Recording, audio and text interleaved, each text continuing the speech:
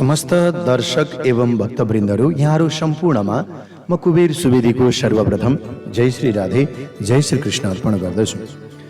आज हामी महाभारत कथाको भाग 10 मा आइपुगेका छौं। भाग 9 सम्मका कथाहरू हामीले सुनिसकेका छौं।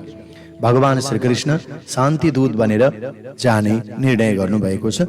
तर महाभारतको युद्ध भएरै छोड्छ। यस बीचमा भएका अरू तमाम कथाहरू हामी अब अगाडि श्रवण गर्नेछौं। तर यहाँहरूको एउटा जिज्ञासा रह्यो दर्शक एवं भक्तवृन्दहरू, महाभारतका त यति धेरै कथाहरू रहेका छन् जो हरेक जीवन र जगतसँग सम्बन्धित रहेका छन्। यक्ष र युधिष्ठिरको संवाद महाभारत महाकाव्यको वन पर्वमा आउँछ र यहाँहरूले यो कथा चाहिँ अरू कथाहरू त सार संक्षिप्त रूपमा मैले कथा श्रवण गराउँदै आएको थिएँ। यो कथालाई यहाँहरूले विशेष सुन्न चाहनु भएको छ। त्यसैले म आज यहाँहरूलाई भाग 10 मा यक्ष युधिष्ठिर संवादको त्यो प्रसङ्ग श्रवण गराउँदैछु। वास्तवमा वन पर्वको अरण्य पर्व नाम गरेको उपपर्वमा यक्ष र युधिष्ठिरमा बीचमा भएको संवाद छ जो अति नै विशेष महत्त्वपूर्ण छ। त्यसर्थ यस ज्ञानलाई यहाँहरू समक्ष राख्ने र यहाँहरूको चाहना अनुसार यो ज्ञानलाई प्रस्तुत गर्न म गइरहेको छु। भनिन्छ एकचोटि वनवासको समयमा पाण्डवहरू वनमा डुल्दै डुल्दै एक दिन प्यासले व्याकुल भए। पिउने पानी पनि त्यता कतै पनि देखिएन। त्यस्तैमा युधिष्ठिरले भाइ नकुलसँग भने, नकुल कुनै एउटा अग्लो रुखमा चढ न तिमी, अनि हेर कतै पानी देखिन्छ कि। पूज्य दाजुका कुरा वा आज्ञा मुखबाट निस्कन साथ नकुलले एउटा ठूलो र अग्लो रुखमा चढेर हेर्दा केही पर एउटा जल सरोवर देखे र सो कुरा दाजु युधिष्ठिरसँग नकुलले भने पछाडि युधिष्ठिरले गएर पानी लिएर आउन आदेश दिनुभयो। नकुल तुरुन्त दाजुको आज्ञा पाएर पानी लिन गए। सरोवरमा रहर लाग्दो अमृतुल्य पानी देखेर प्यासले व्याकुल भएका हुँदा अन्जुलीभरि पानी पिएर पिउन मात्रै के लागेका थिए, खबरदार पख आवाज आयो। यताउता हेर्दै केही देखेनन्। आवाजले भन्यो, सुन तिमी यो सरोवरको पानी पिउन सक्दैनौ। खबरदार त्यो साहस नगर, यसमा मेरो अधिकार छ।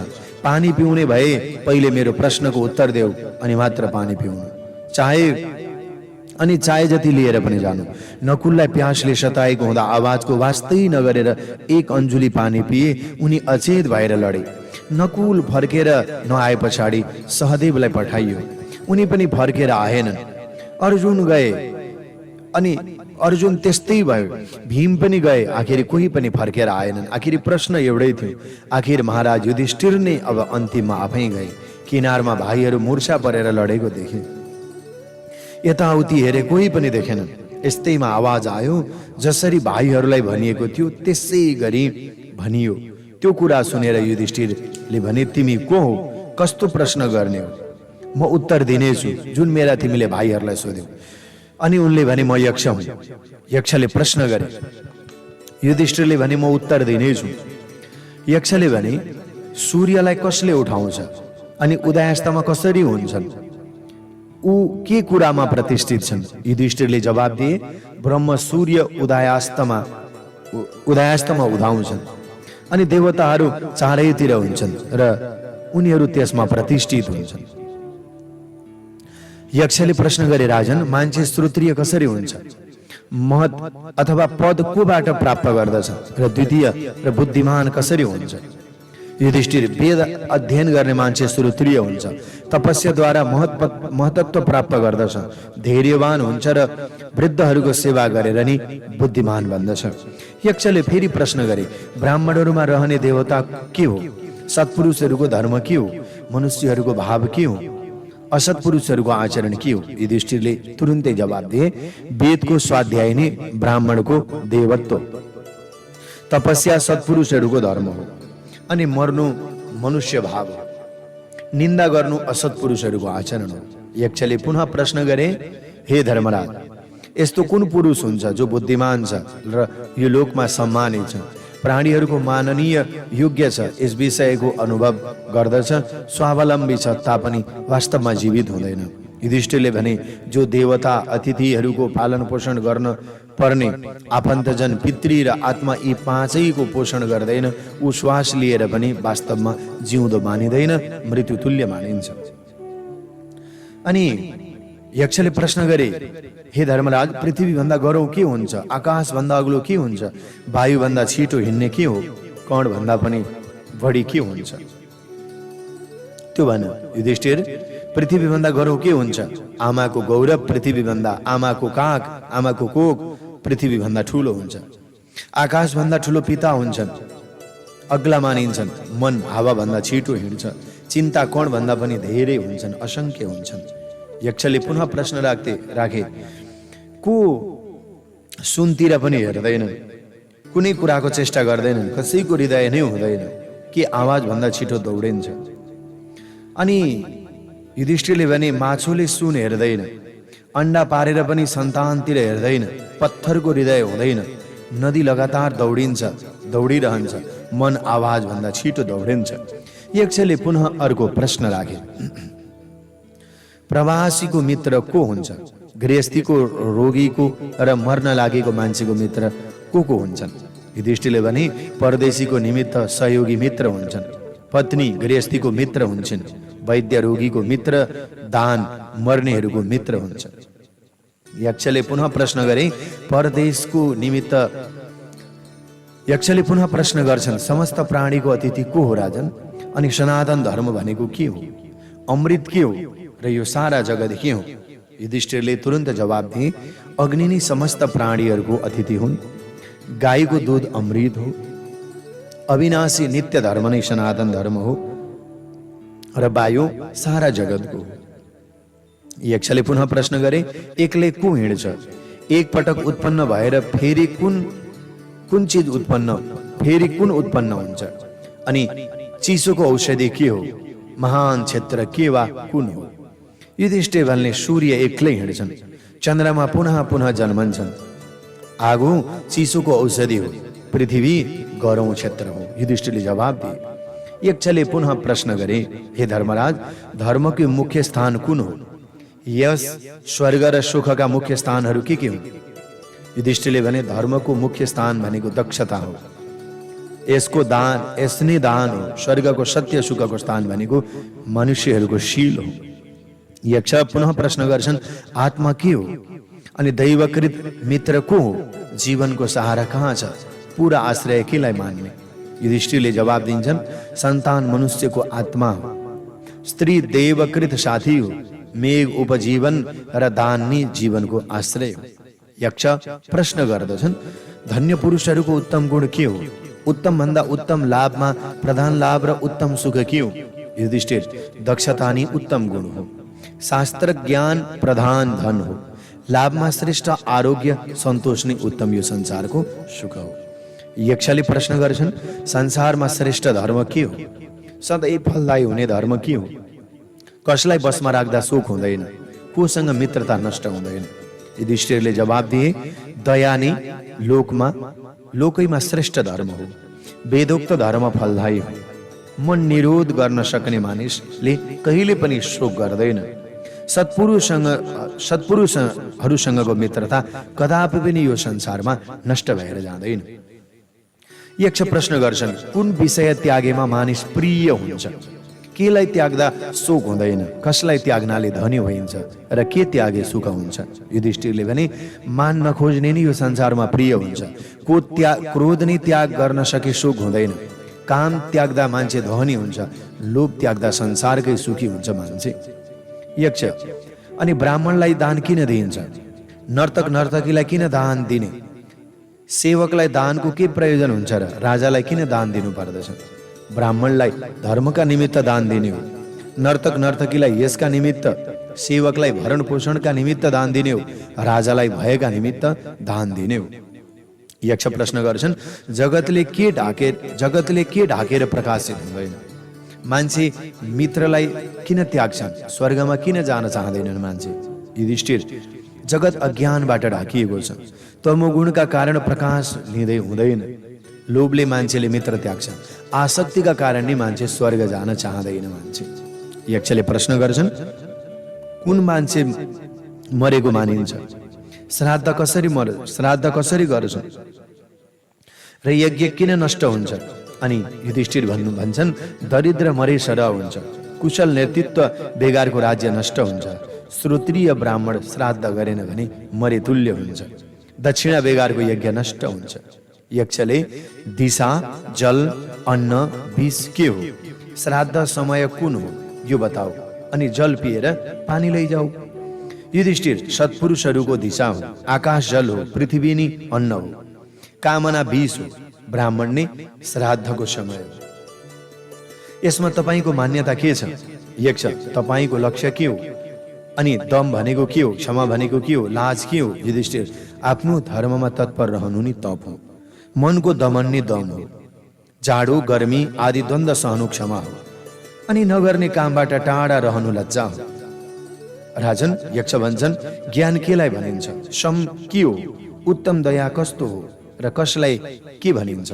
युधिष्ठिर, परमात्माको यथार्थ बोध हुनु नि संसारको ज्ञान हो, चित्त शान्त गर्नु नि सम हो, सबैको सुख चाहनु दया हो, समचित्त हुनु नै सरलता हो। यक्षले भने, मान्छेको दुर्जय शत्रु को हो, अनन्त व्याधि को हो, साधु कसलाई र असाधु कसलाई भनिन्छ? युधिष्ठिरले जवाब दिन्छन्, क्रोधनी मानिसको दुर्जय शत्रु, लोभ अनन्त व्याधि हो, समस्त प्राणीको हित गर्ने, समस्त प्राणीहरूको हित गर्ने नि साधु हो, निर्दयी मानिसलाई नि असाधु भनिन्छ। यक्षले भन्छन्, राजन, मोह कसलाई भनिन्छ? मान के हो? आलस्य केलाई बुझ्ने? शोक केलाई भनिन्छ? युधिष्ठिरले भन्छन्, धर्म मूढता नि मोह हो, आत्मा अभिमान नि मान हो, धर्म पालन नगर्नु आलस्य हो, र अज्ञान नै शोकको कारण हो। यक्षले प्रश्न गर्छन्, ऋषिहरूको स्थिरता केलाई भनिन्छ? धैर्य के हो? परम स्नान केलाई भनिन्छ? र दान कसको नाम हो? युधिष्ठिर, आफ्नो धर्ममा स्थिर रहनु स्थिरता हो, इन्द्रिय निग्रह नै धैर्य हो, मानसिक निर्मलता परम स्नान हो, प्राणी रक्षा नै सबैभन्दा धेरै ठुलो दान हो। यक्षले प्रश्न गर्छन्, कसलाई पण्डित मान्ने? नास्तिक को हो? मूर्ख को हो? काम के हो?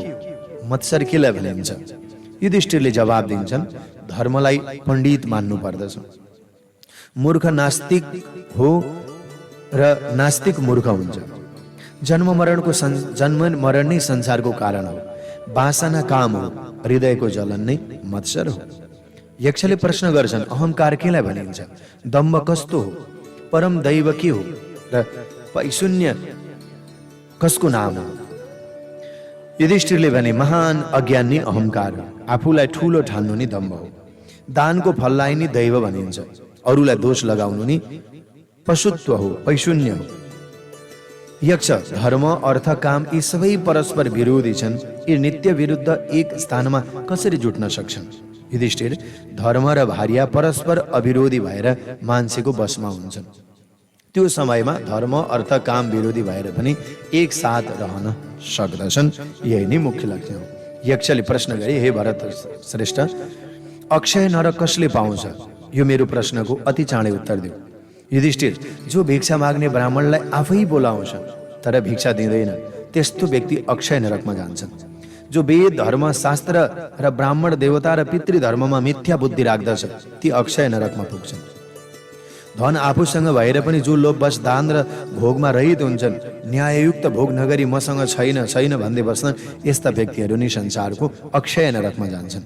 यक्षले प्रश्न गरे, राजन, कुन आचार स्वाध्याय र शास्त्र श्रवणीय कुरा विषयबाट ब्राह्मण सिद्ध हुन्छ? यो कुरा पनि निश्चय गरेर तिमी मलाई बताऊ। युधिष्ठिर भन्नुहुन्छ, कुल ब्राह्मणत्वको कारण हो, न स्वाध्याय न त शास्त्र श्रवण हो। ब्राह्मणत्वको खास कारण भनेको आचरण नै हो, यसमा संशय नगरी हुन्छ। यसै कारण सदाचारीको रक्षा गर्नु नै जरुरी हुन्छ। ब्राह्मणहरूले यसमा सतर्क हुनु पर्दछ, किनभने जसको सदाचार अक्षुण्ण छ उसको ब्राह्मणत्व पनि बनेकै हुन्छ।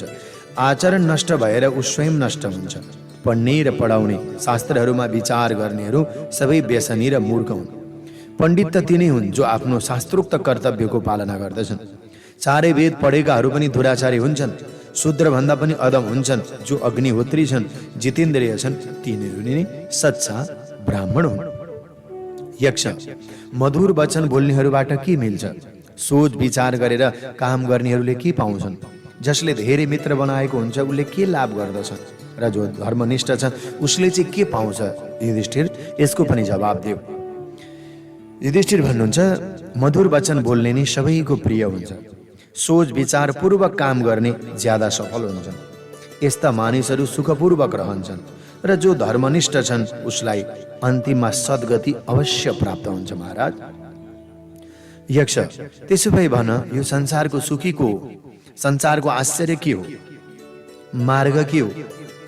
संसारको वार्ता के हो? यी 4 विषयको उत्तर दिएर पानी पिऊ। युधिष्ठिर, हे जलाध्यक्ष यक्ष, जुन पुरुषहरूको ऋण छैन, जो परदेशी होइन, ऊ 5-6 दिनमा आफ्नो घरमा सागपात पकाएर खान्छ, यस्तो भए ऊ संसारको सुखी हो। संसारबाट हरेक दिन मान्छेहरू मरिरहेका छन्, यमलोक जान्छन्, तर बाँचेकाहरू बाँच्ने इच्छा गर्छन्। योभन्दा बढी संसारमा आश्चर्यहरू के हुन्छ र? योभन्दा बढी अरू तर्कको स्थिति नै हुँदैन। अनि श्रुतिहरू फरक फरक हुन्छन्। एउटा ऋषि छैनन् जसको मतलाई प्रमाण मान्न सकिन्छ। धर्म तत्व अत्यन्त गूढ हुन्छ, यसकारण महापुरुषहरू जहाँ गइरहन्छन् त्यही मार्ग हो। यस्तो महामोहरूपी संसारमा भगवान स्वयं समस्त प्राणीहरूलाई महिना ऋतुरूपी चर्खाबाट अनि उलटपुलट गर्दै उल्टाउँदै पल्टाउँदै सूर्यरूपी अग्नि र रात दिन रूपी इन्धनद्वारा चलाइरहेका हुन्छन्। यो नै संसारको साँचो वार्ता हो।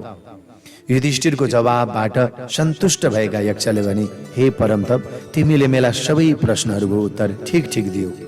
अब पुरुषहरूको पनि व्याख्या गरिदेऊ न त। यो बताऊ कि सबैभन्दा बढी धनी को हो? युधिष्ठिर भन्नुहुन्छ, जुन व्यक्तिको पुण्य कर्मको कीर्ति जबसम्म स्वर्गमा अनि यस धरतीमा रहेको हुन्छ तबसम्म ऊ पुरुष कहिन्छ। जो सुख दुःख भूत भविष्य द्वन्द्वमा सम्छ, उनी सबैभन्दा बढी धेरै धनी हो। जो भूत वर्तमान र भविष्य सबैतिरबाट सम छ, शान्त चित्त छ, प्रसन्न छ, सदा युक्त रहन्छ भने ऊ संसारको सबैभन्दा धेरै ठुलो स्वामी हुन्छ। यक्षले पुनः प्रश्न गरे, राजन, जो सबैभन्दा बढी धनी पुरुष हो त्यसको तिमीबाट, हे यक्षज्यू, मलाई जो कालो कालो छ, जसका आँखाहरू तीखा छन्, सुरिला छन् अनि सतीको साल जस्तै अग्लो चौडा छातीवाला छ, यो मेरो नकुल, मेरो सौतिनी आमाको छोरो, यो नकुल जीवित होस् भनेर युधिष्ठिरले यक्षसँग जिज्ञासा गर्नुभयो। यक्षले भने, राजन, के गर्दैछौ तिमी? पुनः एकचोटि सोच, तिम्रो सबैभन्दा राम्रो लाग्ने प्रिय लाग्ने त भीमसेन होइन र? अनि तिमीहरूको सबैभन्दा बढी आधार अर्जुन हुँदा हुँदै तिमी किन नकुललाई बचाउन चाहन्छौ? अरे हे युधिष्ठिर, एकचोटि सोच, जसमा 10,000 हात्तीको समान बल छ, त्यस्तो भीमलाई छोडेर तिमीले आफ्नै सौतिनी आमाको भाइ नकुलमा के क्षमता देखेका छौ? उसलाई किन बचाउन चाहन्छौ? र ऊ बाँचेर पनि के गर्न सक्छ, जसको त बाहुबलमा नि सबै पाण्डवहरूको पुरा भरोसा छ? त्यस्तो अर्जुनलाई छोडेर नकुललाई बचाउनुको कारण के हो? तिमीले के गरिरहेका छौ? तिमीले के सोचिरहेका छौ? मैले त बुझ्न सकिनँ। युधिष्ठिरले त्यतिखेर जवाब दिनुभयो, धर्म एव हतो हन्ति, धर्मो रक्षते रक्षितः, तस्मात् धर्म न त्याज्यामि, मानो धर्म हतोर्वधित। युधिष्ठिर भन्नुहुन्छ, यदि धर्मको नाश भयो भने, नष्ट भएको हो भने धर्मले नै कर्तालाई नष्ट गर्दछ। यदि धर्मको रक्षा गरियो भने त्यो रक्षित धर्मले त्यो कर्तालाई एक दिन अवश्य पनि रक्षा गर्दछ। त्यसैले म धर्म त्याग गर्न सक्दिनँ। हे जलाध्यक्षज्यू, सम्झन्छु कतै नष्ट हुन गएको धर्मले मेरो नाश गरोस्। मेरो विचार यस्तो छ, अनुशासन नै सबैभन्दा ठुलो धर्म हो। यही सोचेर सबैमा दया समभाव राख्न चाहन्छु। यसैले नकुल जीवित हुन्। मेरो विषयमा मान्छे सम्झनेछन् राजा युधिष्ठिर धर्मात्मा हुन्, तसर्थ म धर्मबाट विचलित हुन्न। मेरा भाइ नकुल जीवित हुन्, किनकि धर्मराज भन्नुहुन्छ, मेरा पिताका कुन्ती र माद्री 2 जना पत्नीहरू हुन् र उनीहरू दुवै पुत्रवती बनिरहुन्। यस्तो मेरो विचार छ। यक्षले भने, अनि तिमीलाई अर्जुन र भीमसेन किन चाहिएन? युधिष्ठिर भन्नुहुन्छ, मेरी आमा माद्री, कान्छी आमा माद्री, जो अहिले हुनुहुन्न, र हामीपट्टिको म एउटा जीवित रहेँ भने कुन्तीपट्टिको हुन्छ, र माद्रीपट्टिको एउटा मात्रै भाइ जीवित रह्यो भने पनि यो संसारमा धर्म रहिरहन्छ। त्यसैले म मेरा भाइहरूलाई होइन, मेरी कान्छी आमापट्टिका माद्रीका 2 सन्तान मध्येमा म नकुललाई बचाउन चाहन्छु, यो मेरो विचार छ, जसले गर्दा मेरी आमा कुन्ती र माद्री दुवैको कुल जीवित रहन सकोस्। यसकारण मलाई हे यक्ष, हे जलाध्यक्ष, मलाई नकुलको जीवनलाई प्रदान गरिदिनुहोस्। यक्षले भने, हे भरत श्रेष्ठ युधिष्ठिर, तिमीले अर्थ र काम भन्दा पनि बढी दया र समताको आदर गर्यौ, त्यसैले तिम्रा सबै भाइहरू जीवित हुनेछन्। म त परीक्षा लिइरहेको थिएँ। यसरी यक्षले युधिष्ठिरका सबै भाइहरूलाई बचाइदिए। यक्ष बनेर युधिष्ठिरका अगाडि स्वयं पिता धर्मराज नै आएका थिए र उनको परीक्षा लिनको लागि परीक्षामा युधिष्ठिर सफल निस्के पछाडि यक्षरूपी धर्मराजले आफ्नो परिचय दिँदै युधिष्ठिरलाई आशीर्वाद दिएर युधिष्ठिरलाई हेर्ने इच्छा भएर स्वयं धर्मराज त्यहाँ आएको प्रसङ्ग उनले व्यक्त गरे। धर्मराजीलाई यस विषयमा अत्यन्त धेरै प्रगाढ खुसी भयो। दर्शक एवं भक्तवृन्दहरू, यो महाभारतको प्रसङ्गमा यक्ष युधिष्ठिरको संवादको कथा अति मननीय छ, अति चिन्तनीय पनि छ। इच्छा, आकांक्षा, अभिलाषा भन्नु नै पवन हो, राग द्वेष भन्नु नै आषाढको भेल हो, क्रोध हुनु नै भुमरीमा पर्नु हो, कामना हुनु नै आँधी तुफान जस्तै हो, तृष्णा छाला जस्तै हो, लोभको शक्ति गोही जस्तै हो, ममता मतिले सुरा सुन्दरीमा भुल्नु, सेरोफोरो जम्मै मेरो भन्नु, यो भाव हुनु नै डुब्नु हो। यी सबै कुराहरूलाई विचारपूर्वक अनुसन्धान गरेर बुझेर छोड्नु, किनारा लाग्नु नै यो संसारबाट मुक्ति हो। युक्ति र मुक्ति भन्नु एउटै हो, लक्ष्य र मोक्ष भन्नु पनि एउटै हो। रुचि बिनाको सुख, त्यागपूर्ण इच्छा, आसक्ति नभएको उन्नति, प्रगति, मोह नभएको प्रेम, सन्तोषपूर्ण पुरुषार्थ, मर्यादा नभएको त्याग जीवनको लागि वेदान्त दर्शनको भाषामा सर्वोत्तम मानिन्छ। छाड्नै नहुने कर्तव्य, मान्नुपर्ने ईश्वर, जान्नुपर्ने आत्मा, आर्जन गर्नुपर्ने ज्ञान, भेटाउनु पर्ने सद्गुरु, भाग्यको उदय सत्संग, महापुरुष भन्नु नै समदर्शी हो। तीर्थ हो, संकल्प नै जगत हो, मोह नै भ्रान्ति हो, अज्ञान हुनै भ्रान्ति हो, भ्रान्तिको प्रकाश ब्रह्मज्ञान हो, पूर्ण चेतन हो। पाप र दुःख रोगमा गएर बस्दछ। पाप लाग्छ है भन्दा मानिस डराउँदैन, तर रोग लाग्छ भनेर भन्दा मानिस डराउँछ। पापले हिजो आज नाम फेरेको छ। पापको अर्को नाम रोग हो, रोगको अर्को नाम नरक हो। यी सबै कुरा अबुझ र अहम हुँदा आफैबाट जन्मन्छ। जान्दा नासिन्छ, मासिन्छ भनिएको पनि छ। प्रगतिको एकमात्र बाधक अल्छीपन हो, अल्छीपनको एकमात्र कोसेली दरिद्र बन्नु हो, दरिद्रपन हटाउन एकमात्र उपाय पुरुषार्थ हो। वास्तवमा जल पिउनको लागि गएका धर्मराजका चारैजना भाइहरू सहित धर्मराजले सही मार्ग निर्देशन गरिसके पछाडि आज यक्ष यानी कि जलका अध्यक्ष पनि प्रसन्न भए र युधिष्ठिरले आफ्ना चारैजना भाइ सहित आफू फर्केर आएका प्रसङ्गहरू महाभारतको कथामा वन पर्वमा हामीले श्रवण गर्ने गर्दछौँ। र आज मैले भाग 10 मा यहाँहरूलाई यही कथा श्रवण गराएँ जो दर्शक एवं भक्तवृन्दहरूले चाहना गर्नुभएको थियो। अब दर्शक एवं भक्तवृन्दहरू, भगवान श्री कृष्ण शान्तिदूत बनेर कौरवहरूको सभामा जाँदाको कारण के हुन्छ त्यो म यहाँहरूलाई भाग 11 मा सुनाउँछु। यक्ष युधिष्ठिरको संवादको प्रसङ्ग निकै गहिराई थियो, त्यसैले मैले यो प्रसङ्ग श्रवण गराउन चाहे। आजलाई कथालाई यही विश्राम, भोलि पुनः भाग 11 मा तपाईँ हाम्रो भेट हुनेछ। म कुबेर सुवेदी बिदा हुन्छु। यहाँहरू सबैलाई धेरै धेरै धन्यवाद। जय श्री राधे, जय श्री कृष्ण।